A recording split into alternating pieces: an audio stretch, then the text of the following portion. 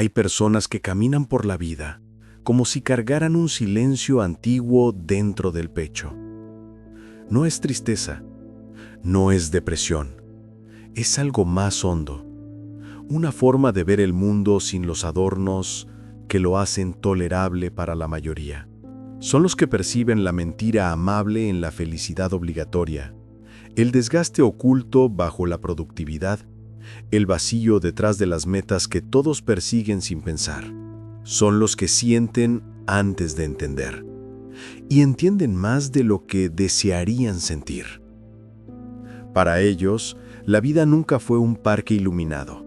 Siempre tuvo bordes, fisuras, un eco, como si algo los llamara desde un lugar profundo, oscuro y al mismo tiempo familiar.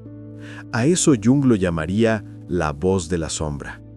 Nietzsche lo describiría como la mirada que atraviesa la apariencia de las cosas. Y la psicología moderna lo reconoce como un tipo de lucidez emocional que pocos están preparados para sostener. Este video no es sobre tristeza, es sobre ese llamado, ese momento en el que descubres que no eres frágil, eres consciente, que no estás roto, estás despierto, y que ver el abismo no es caer en él, es finalmente verlo. Desde la antigüedad, los pensadores más inquietos han descrito una misma experiencia: la sensación de asomarse a un vacío interior que no destruye, pero desnuda. Un espacio mental donde las ilusiones se disuelven y solo permanece lo esencial. Nietzsche, quizá el más brutalmente honesto entre ellos, decía que quien mira demasiado tiempo al abismo corre el riesgo de que el abismo devuelva la mirada. No era una advertencia moral, era una observación psicológica. Cuando contemplas la verdad desnuda de la existencia, algo dentro de ti cambia para siempre. Jung complementó esta idea afirmando que oímos el llamado del abismo cuando la sombra, todo aquello que reprimimos, evitamos o tememos ser, comienza a reclamar su lugar. Para él, ese vacío no era un enemigo, sino un portal. La psique, al confrontar la sombra, rompe la máscara social y revela la profundidad que siempre estuvo allí. La psicología existencial moderna lee ese fenómeno como una ruptura de la narrativa de sentido. Cada ser humano vive apoyado en pequeñas ficciones, metas, papeles sociales, expectativas externas, creencias sobre quién deberíamos ser. Cuando una conciencia más penetrante comienza a desmontar estas estructuras, ocurre una especie de terremoto interno. No porque la persona esté en crisis, sino porque percibió que vivía rodeada por muletas invisibles. Bauman describió este momento como licuefacción de la identidad. Todo aquello que parecía sólido derrite, incluso la propia noción de yo. Foucault llamaría desvelamiento de los dispositivos de poder que moldean nuestro comportamiento. Y Dostoyevsky, por su parte, transformó ese encuentro con el abismo en literatura. Personajes que enxergan de más y sufren porque ya no consiguen volver atrás. Lo que todos ellos tienen en común es simple. Comprendían que hay personas incapaces de vivir en la superficie, personas que piensan hasta sangrar, que sienten hasta el silencio doler, que cargan dentro de sí una lucidez que no pidieron, pero no consiguen ignorar. Imagina a una persona que, desde muy joven, percibe matices que los demás pasan por alto. No es que busque complicarse la vida, simplemente ve. Ve la tensión escondida en un gesto, la mentira amable detrás de un elogio, la soledad que se oculta bajo una sonrisa automática. Este tipo de sensibilidad, que muchos confunden con fragilidad, suele ser el primer signo del llamado del abismo. Una capacidad incómoda para ver lo que otros prefieren ignorar. Ese era el caso de Elena, una mujer de 30 años que siempre se sintió fuera de lugar. No importaba cuántos amigos tuviera, cuántos objetivos cumpliera o cuántos terapeutas consultara. Había un silencio interno que la acompañaba incluso en los días más alegres. Una tarde, algo aparentemente trivial la desestabilizó. Una celebración de cumpleaños. Allí, rodeada de risas, sintió de pronto un vacío inmenso. No por tristeza, sino porque durante un segundo vio la artificialidad del momento, como si todos estuvieran representando un papel. Era como si nadie estuviera realmente allí. Ese fue su primer encuentro con el abismo. Otro caso es el de Samuel, un joven de 26 años, disciplinado, funcional, exitoso en lo académico. Una tarde, mientras regresaba a casa en autobús, sintió que el mundo se había vuelto un escenario hueco. Observó a las personas mirando sus teléfonos, a los niños llorando sin consuelo, a los ancianos con la mirada perdida. Y entonces le golpeó una comprensión brutal. Todo eso era la vida real, y aún así parecía vacío. Desde ese día ya no pudo distraerse con facilidad. Su mente empezó a amplificar cada detalle, cada gesto, cada silencio, transformándolos en preguntas existenciales. La psicología contemporánea describe estos episodios como momentos de hiperconciencia. No son ataques de pánico ni síntomas de depresión. Son brechas en el anestesia del día a día. Instantes en los que el mundo pierde el filtro que lo hacía soportable. Quizá tú también hayas vivido algo así.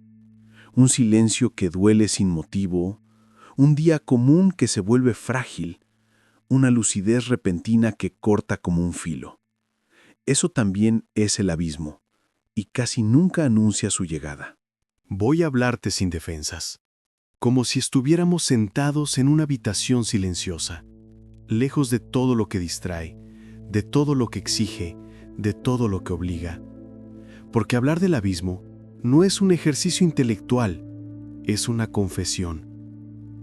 Hubo un tiempo en mi vida en el que también sentí ese llamado. No apareció como una tragedia, ni como una pérdida, ni como un momento dramático. Llegó en forma de cansancio. Un cansancio que no era físico ni emocional, sino existencial. Una especie de agotamiento de lo obvio. Miraba a mi alrededor y veía personas corriendo detrás de cosas que no podían sostenerlas.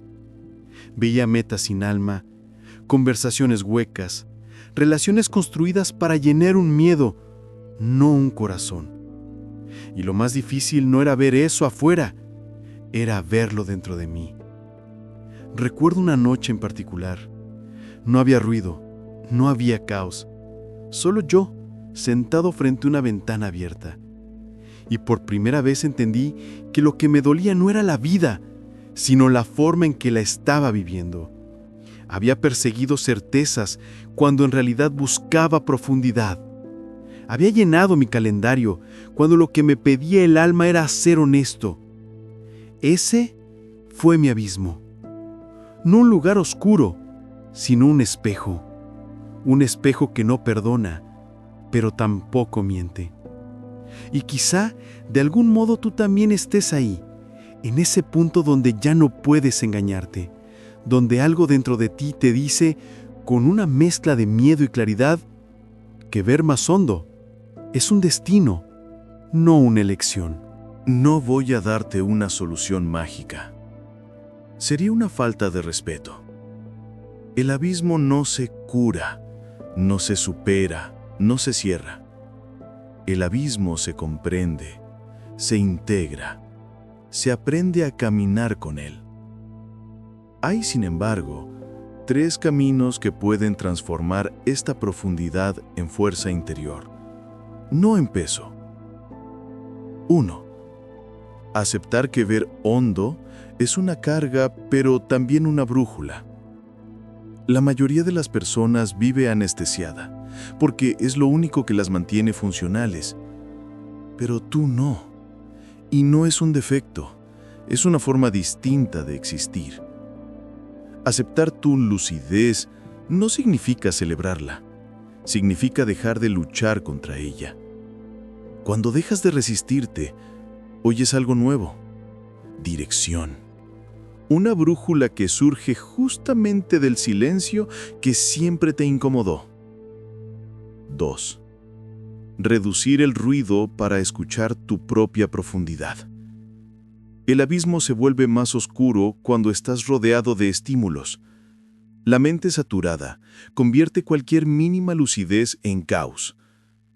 Por eso, una práctica esencial para quienes ven más fondo es crear espacios de vacío voluntario, minutos de silencio real, caminatas sin auriculares, escribir sin filtro, observar sin interpretar. No es meditación motivacional, es un acto de higiene mental. Retirar el ruido para que la profundidad deje de devorarte y empiece a revelarte. 3. Transformar la sombra en trabajo interior, no en condena. Jung decía que aquello que evitamos se transforma en destino. El abismo no es la oscuridad externa, es la parte de ti que pide ser mirada. La única forma de que deje de asustarte es bajar hasta donde empieza tu verdad. 3 preguntas ayudan en ese descenso. ¿Qué parte de mí estoy reprimiendo? ¿Qué verdad estoy evitando admitir? ¿Qué necesito soltar para no seguir repitiéndome? Responder a estas preguntas no ilumina el abismo, pero te da una linterna para avanzar. La psicología del abismo no es un método, es una postura ante la existencia. Dejar de huir, dejar de fingir, dejar de anestesiarse y empezar a ver. El abismo no es un enemigo. Es un lugar interior al que solo llegan quienes ya no pueden vivir dormidos. La mayoría nunca se acerca a él. Prefieren la comodidad de las certezas, las explicaciones rápidas, la ilusión de que todo tiene sentido solo porque alguien lo dijo con suficiente convicción. Tú estás aquí. No porque buscaste profundidad, sino porque la profundidad te eligió a ti. Y sé que a veces cansa. Sé que duele ver más de lo que los demás ven, sentir más de lo que los demás sienten, comprender más de lo que tu edad o tu historia parecen justificar. Pero existe un tipo de libertad que solo nace cuando dejas de luchar contra tu propia lucidez. La psicología del abismo no te promete felicidad, te promete algo más honesto: presencia. La capacidad de estar contigo incluso cuando lo que ves adentro no es cómodo. La valentía de sostener tu verdad sin pedir permiso. La serenidad de caminar sin máscaras, aun cuando el mundo te pida superficies. Si llegaste hasta aquí, es porque ya empezaste a descender. Hazlo con dignidad. Hazlo con silencio. Hazlo sin prisa. Y recuerda, quien mira el abismo con honestidad no se destruye, se descubre. Sigue pensando, sigue sintiendo, sigue caminando.